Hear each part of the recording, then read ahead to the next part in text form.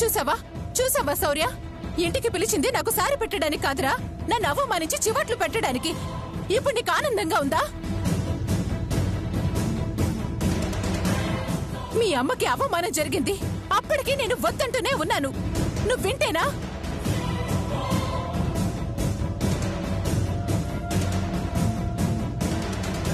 ఆలస్యం అయితే అయిందిరా. ఇప్పటికైనా నువ్వు గ్రహించాల్సింది ఒక్కటే, బాబు ఆ సిద్ధుగాడి బిడ్డ అన్న విషయం కళ్యాణికి తెలిసే నేను రిపోర్ట్స్ చూడనివ్వకుండా మాయ చేసింది, ఏడుస్తూ నాటకం ఆడింది.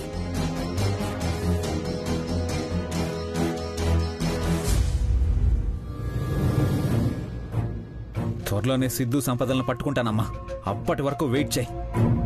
నీ ప్రశ్నలకి అనుమానాలకి సమాధానం దొరుకుతుంది.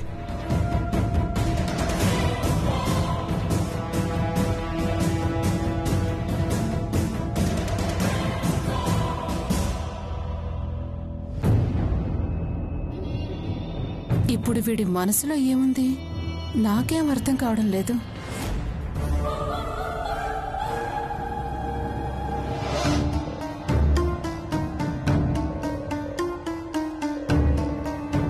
అమ్మా, ఈరోజు మనం కళ్యాణి వాళ్ళ ఇంటికి వెళ్తున్నాం.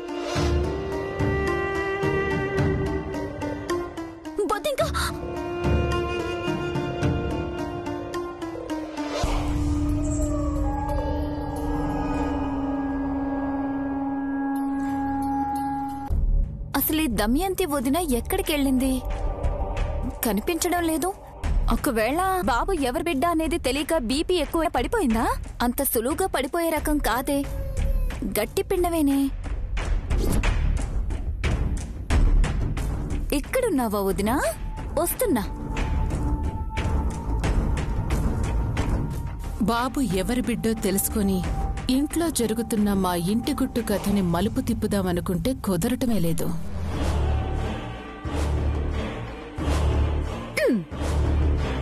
ఏంటొదినా, రాణిలా దర్జాగా ఉండేదానివి, ఇలా డీలా పడిపోయి కింద కూర్చున్నావు. నిన్ను చూస్తుంటే నాకు జాలేస్తుంది వదినా. ఈ పరిస్థితికి కారణం మీ అమ్మ కదూ. బాబు సిద్ధు కొడుకనే ఒక బాంబు పేల్చిపోయింది. నిజం కాకపోతే మా అమ్మ మాత్రం అలా ఎందుకు అంటుంది వదినా? అసలే మా అమ్మ పిల్లికి కూడా బిచ్చం పెట్టదు. అలాంటిది ఎవరో కొడుకుని తన మనవడని ఒప్పుకుంటుందా?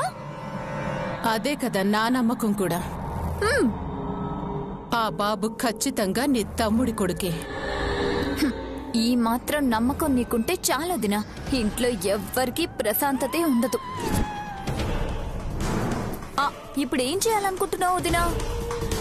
ఏం చేయాలో తెలియకే ఆలోచిస్తున్నాను. ఆ కళ్యాణి నేను వెళ్లే ప్రతి దారిలోనే అడ్డుపడుతుంది. దాన్ని మాత్రం వదలను. కళ్యాణి అంటే గుర్తొచ్చింది వదినా. శౌర్య ముందు కళ్యాణిని భలే ఇరికించావు వదినా. మారిపోతున్న శౌర్యతోనే కళ్యాణిని బయటికి గెంటేస్తాను అనేలా చేశావు. ఇప్పుడు ఆ మాటని అస్త్రంగా ఉపయోగించి వదులుదినా. అంటే కళ్యాణి తప్పు చేసిందని చేస్తుందని ఫోన్ చేసి శౌర్య ముందు దోషిగా నిలబెట్టమంటున్నావు అంతేగా? అంతే వదినా. నీ బుర్రకి పదును బాగా ఎక్కువ. నీకు తెలుసా, మా ఇంట్లో బోనం కూడా ఆ కళ్యాణితోనే చేస్తారంట. ఇన్ని రోజులు అనుపమమ్మ నీకు ఛాన్స్ ఇవ్వలేదు, ఇప్పుడు ఆ కళ్యాణి ఇవ్వట్లేదు. టోటల్ గా నువ్వేదైతే కోరుకుంటున్నావో అది నీకు దక్కడం లేదు. చేస్తాను. ఇప్పుడే నాకు మంచి ఉపాయం వచ్చింది. ఏంటొదినా అది? చెప్పను, చేసి చూపిస్తాను. నేను కొట్టే దెబ్బకి అనుపమకి కళ్యాణికి ఊపిరి కూడా ఆడదు.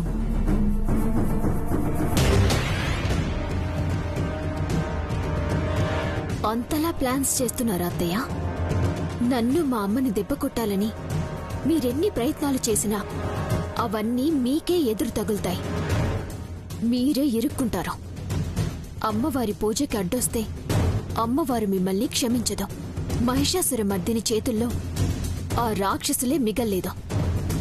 ఇక నీ రాక్షస గుణం ఎంత?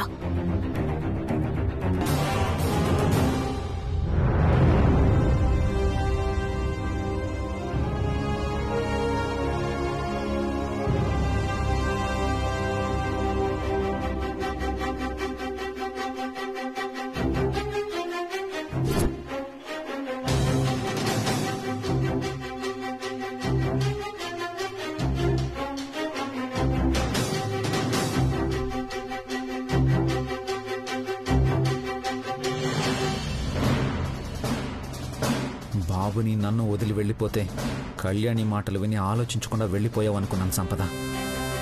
బట్ ఇప్పుడిప్పుడే అర్థం అవుతుంది నువ్వు పూర్తిగా సిద్ధుగాడి మాయలో పడిపోయావని. నా నుండి మోక్షాన్ని కూడా దూరం చేయాలని మీరు చేసిన ప్రయత్నం చాలా తప్పు. నిన్ను ఆ సిద్ధుగాడిని వదిలిపెట్టను. కన్ఫర్మ్గా మీరు ఈ చుట్టుపక్కలే ఉన్నారని నాకు అర్థమవుతుంది. 2 డేస్లో మిమ్మల్ని పట్టుకుంటాను, పట్టుకొని తీరుతాను.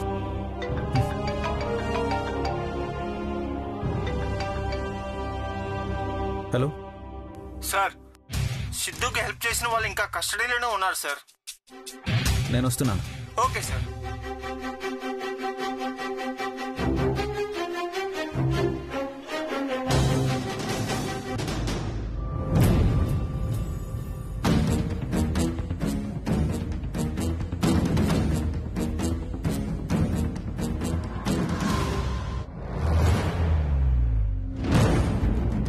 శౌర్య, కొంచెం ఈ పేపర్స్ మీద సంతకాలు పెట్టాళ్ళవా? ఏం పేపర్స్ అమ్మా? అప్పుడే మర్చిపోయావా? నువ్వే కదరా ఇన్సూరెన్స్ పేపర్స్ తెచ్చుకో అమ్మా, సంతకాలు చేస్తాను అన్నా. ఇప్పుడా? నేను అర్జెంటుగా వెళ్ళాలమ్మా. తిప్పి కొడితే 10 సంతకాలు లేవురా, నిమిషం పని. సర్లే ఇటు. ఆగండి ఆఫీసర్.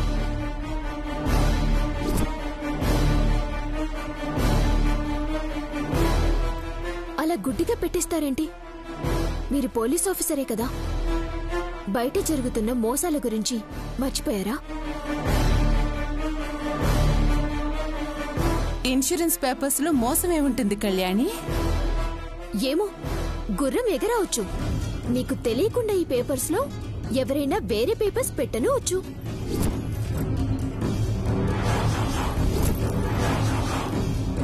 ఇదేంటి ఇలా అంటుంది? నేను డిఎన్ఏ పేపర్స్ వీటిల్లో కలపడం చూసిందా? అందుకే ఎంత నమ్మకమైన వాళ్ళు సంతకం పెట్టమని పేపర్స్ ఇచ్చినా క్షుణ్ణంగా చదువుకోవాలి ఆఫీసర్. అది నేనైనా అత్తయ్య గారైనా.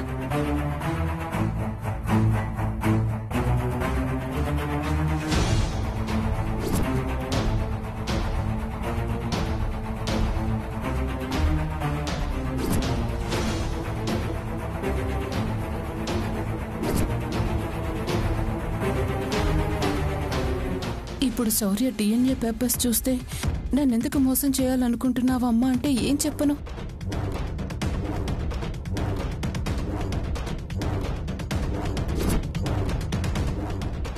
ఏంటత్తయ్య, ఫ్యాన్ తిరుగుతున్నా మీకు చెమటలు పడుతున్నాయి?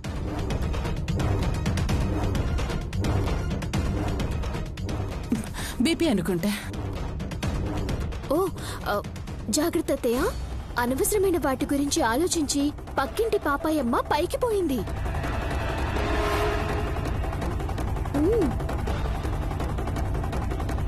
శౌర్య, ఎన్ని పేపర్స్ అని చదువుతావురా?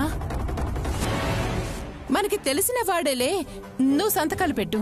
అసలే నీకు ఆఫీస్కి టైం అవుతుందంటున్నావు కదా. అవునా అత్తయ్య? సరే ఆఫీసర్, ఒక పని చేయండి. మీరు స్టేషన్కి వెళ్ళండి. మీరు వచ్చేసరికి నేను చదివి పెడతాను. అప్పుడు మీరు సంతకాలు పెట్టొచ్చు.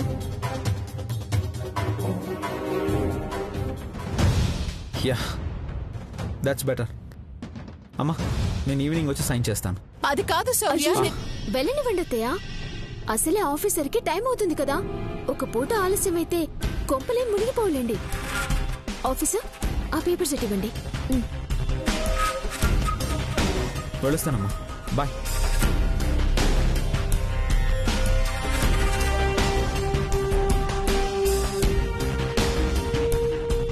డిఎన్ఏ టెస్ట్ చేయించడం కోసం సంతకాలు తీసుకోవడానికి బాగానే ప్లాన్ చేసావత్తయ్యా. బట్ ఏం చేస్తాం, మీ ప్లాన్ నాకు తెలిసిపోయింది. నేనుండగా ఈ డిఎన్ఏ టెస్ట్ మళ్ళీ జరగనివ్వను. నువ్విలా అడ్డుపడే కొద్దీ నాకు బాబు పుట్టుక మీద అనుమానం పెరుగుతూనే ఉంటుంది. బాబు సిద్ధు కొడుకు అనే విషయం నీకు ముందే తెలుసనుకుంటా. అందుకే నువ్విలా అడ్డుపడుతున్నావు. మీకెంత చెప్పినా అర్థం కాదత్తయ్య. నువ్వెంత ప్రయత్నించినా నేను డిఎన్ఏ టెస్ట్ చేయిస్తాను. నేను చూస్తానత్తయ్య.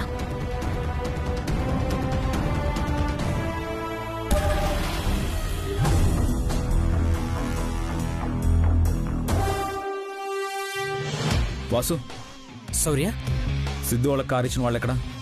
కానిస్టేబుల్ వాళ్ళని తీసుకునిరా. అలాగే సార్. కూర్చోండి. కూర్చోమ్మా.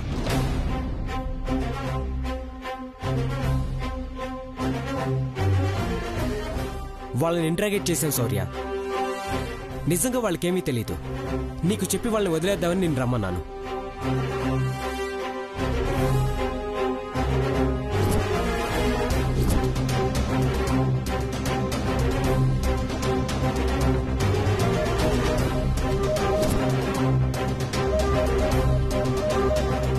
క్షమించండి సార్, ఇంకెప్పుడు ఇలా చేయం సార్. సార్ వాడు ఈసారి ఎప్పుడైనా మాకు టచ్లోకి వస్తే మీకు ఇన్ఫార్మ్ చేస్తాం సార్. మమ్మల్ని వదిలేండి సార్. సిద్ధు ఎక్కడున్నాడో అర్థం కావట్లేదు శౌర్య. బట్ ఒకటి మాత్రం కన్ఫామ్గా చెప్పగలను. సిద్ధు వాళ్ళు మన స్టేట్ కాదు కదా. కనీసం పోచంపల్లి నుండి 100 కిలోమీటర్లు కూడా దాటి వెళ్ళలేరు. అన్ని చెక్ పోస్టుల దగ్గర, ఎయిర్పోర్ట్లలో కూడా మన వాళ్ళందరినీ అలర్ట్ చేశాం. సో వెళ్ళడానికి ఛాన్స్ లేదు. సో సిద్ధు ఇక్కడే ఎక్కడో ఉన్నాడు. వాడి ఫ్రెండ్స్ కాల్ చెక్ చేయమన్నాను. చెక్ చేసావా? చేసాం. ఎవరికి టచ్లో లేడు. ఫ్రెండ్స్కి టచ్లో లేడు. ఊరు దాటి వెళ్ళే ఛాన్స్ లేదు. అంటే వాడికి ఎవరో బాగా కావాల్సిన వాళ్ళు హెల్ప్ చేస్తున్నారు. ఐ థింక్ వాళ్ళ ఇంట్లోనే సిద్ధు సంపదలు ఉన్నారు. అంతగా హెల్ప్ చేసేవాళ్ళు వాడికి ఎవరున్నారు? ఎస్, వాళ్ళమ్మ మనమ్మ. సంపద మీద కోపం కదా.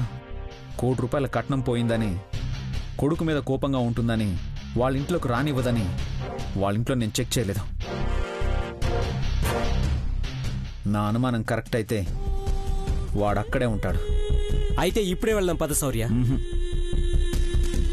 వాడు మన ట్రైనీ డాగ్స్ కంటే పవర్ఫుల్. మనల్ని చూస్తే పారిపోతాడు. సో అనుమానం రాకుండా వాడి ఇంటికి వెళ్ళాలి. తేరుకునే లోపు వాడిని పట్టుకోవాలి. ప్లాన్ ఏంటి? నాకొక పాము కావాలి. పామా? ఎక్కడ దొరుకుతుంది? సార్, నాకు తెలిసిన పాములు పట్టే అతను ఒకడున్నాడు. వాడి దగ్గర చాలా పాములు ఉంటాయి సార్. మీకే పాము కావాలి? తాచు పాము కావాలి.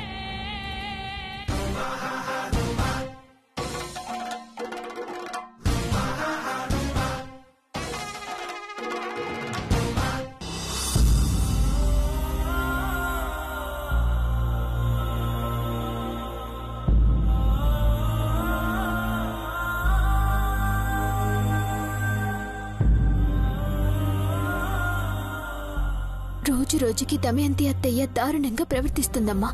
అత్తయ్య మాటలు వినే ఆఫీసర్ DNA రిపోర్ట్ దాకా వెళ్లారు. ఆ దేవుడి దయ వల్ల ఆఖరి నిమిషంలో తన మొండి నిర్ణయాన్ని మార్చుకొని బాబుతో తనకున్న అనుబంధాన్ని గుర్తు చేసుకుని రిపోర్ట్లో ఏముందో కూడా చూడకుండా చించేశారు. ఇంకే ప్రాబ్లం ఉండదు అనుకున్నాం. మొన్న DNA టెస్ట్ చేయించాలని దమయంతి అత్తయ్య ప్లాన్ ని మనం అంటుకున్నాం. మళ్ళీ ఈ రోజు ఇన్సూరెన్స్ పేపర్స్ మధ్యలో DNA అప్లికేషన్ ఫామ్ పెట్టి ఆఫీసర్ చేత సంతకం పెట్టించాలని ప్రయత్నించింది. అది నేను గమనించగలిగాను కాబట్టి అడ్డుకోగలిగాను. కానీ ప్రతిసారి అలా ఆపలేం కదమ్మా. ఈ సమస్యకి ఏదైనా శాశ్వత పరిష్కారం మనమే చూడాలమ్మా. ఈ సమస్యని శాశ్వతంగా పరిష్కరించాలంటే 2 దారులున్నాయి కళ్యాణి. ఏంటమ్మావి? 1, దమయంతి మనసు మారి బాబు శౌర్య కొడుకే అని నమ్మి ఇక DNA జోలికి వెళ్ళకపోవడం. 2, మన చేతికి సిత్తు సంపదలు దొరకాలి. వాళ్ళు నిజం చెప్పాలి. దమయంతి మనసు మారుతుందనే నమ్మకం నాకైతే లేదు కళ్యాణి. ఇంక మనకి మిగిలిన ఆశ సిత్తు సంపదలే. బోనాలు అయ్యే వరకు మనం కొంచెం జాగ్రత్తగా ఉండాలి. ఆ తర్వాత సిత్తు సంపదలను ఎలా అయినా పట్టుకుని శౌర్య ముందు నిలబెడదాం. అలాగేనమ్మా. నువ్వన్నట్టు సిద్ధు సంపదలు దొరికితే ఆఫీసర్కి నిజం తెలుస్తుంది. అప్పుడు ఆఫీసరే దమయంతి అత్తయ్య నోరు మోయిస్తారు. దమయంతి ఇప్పటికే నీ మీద నా మీద చాలా కోపంగా ఉంది. నువ్వు దమయంతితో మాట్లాడేటప్పుడు కొంచెం జాగ్రత్తగా మాట్లాడు కళ్యాణి, లేదంటే లేనిపోని ప్రాబ్లమ్స్ క్రియేట్ చేస్తుంది. అలాగేనమ్మా.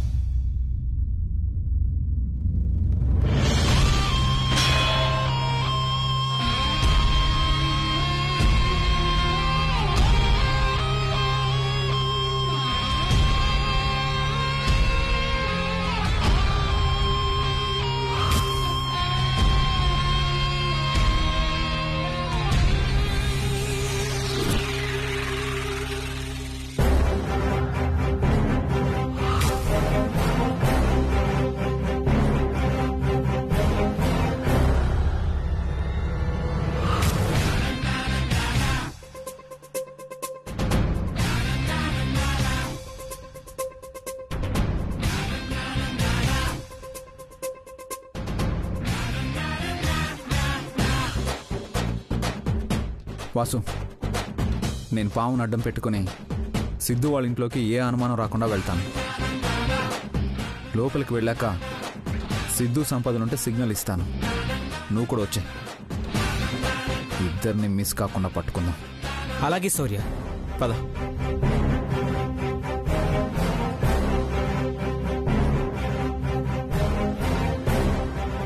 నీ సైడ్ అంతా ఓకేనా? Okay sir. చూడ్డానికే ఇది విషపూరితం. కూరలు ఎప్పుడో తీసేశాను, కరిసినా ఏం కాదు. Very good. నాకు వాళ్ళు ప్రాణాలతో కావాలి. లోపలికి వదిలే, డైరెక్ట్గా ఇంట్లోకి వెళ్ళేలా వదిలే. సరే సార్.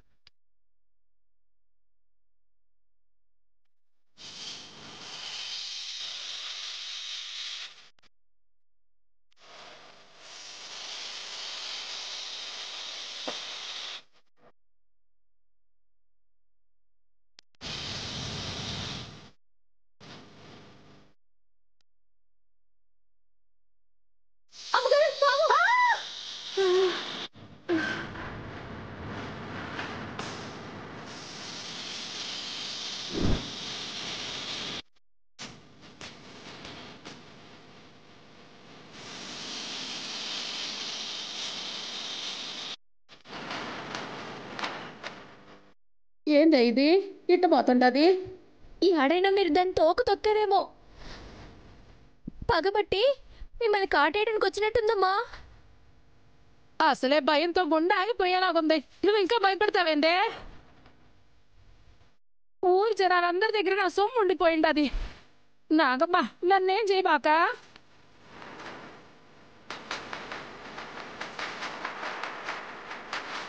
నేను లోపలికి వెళ్తాను, నువ్వు ఇక్కడే ఉంది. అలాగే సార్.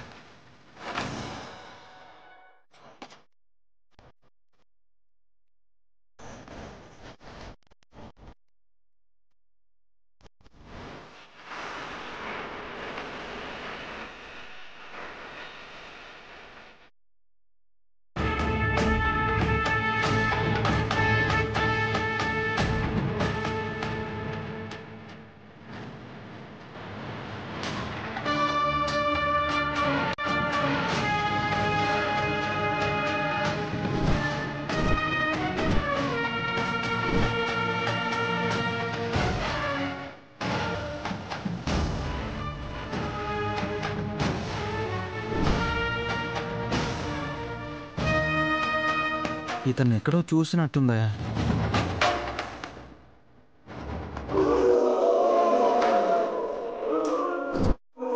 పోలీస్, పైగా శౌర్య కారు. అంటే శౌర్యనా? సంపద లోపలే ఉంది. నేను లోపలికి వెళ్తాను. సార్, పావును పట్టేటప్పుడు ఈ బుట్ట వాసన చూపియండి. అదే బుట్టలోకి వచ్చి పడుకుంటుంది. అలాగే బుట్ట.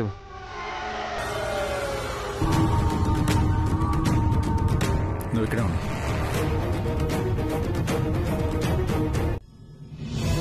శామ్, అనుకున్నట్టే శౌర్య వచ్చేశాడు.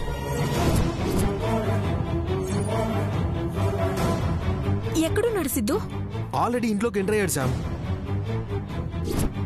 ఫాస్ట్ గా ఇక్కడ మన గుర్తు లేకుండా దాచిపెట్టు. అండ్ మన శౌర్యకి ఎట్టి పరిస్థితుల్లో కనబడకూడదు. వెళ్ళిపోదాం పద సిద్ధు. వెళ్ళలేం శామ్, బయట పోలీసులు ఉన్నారు.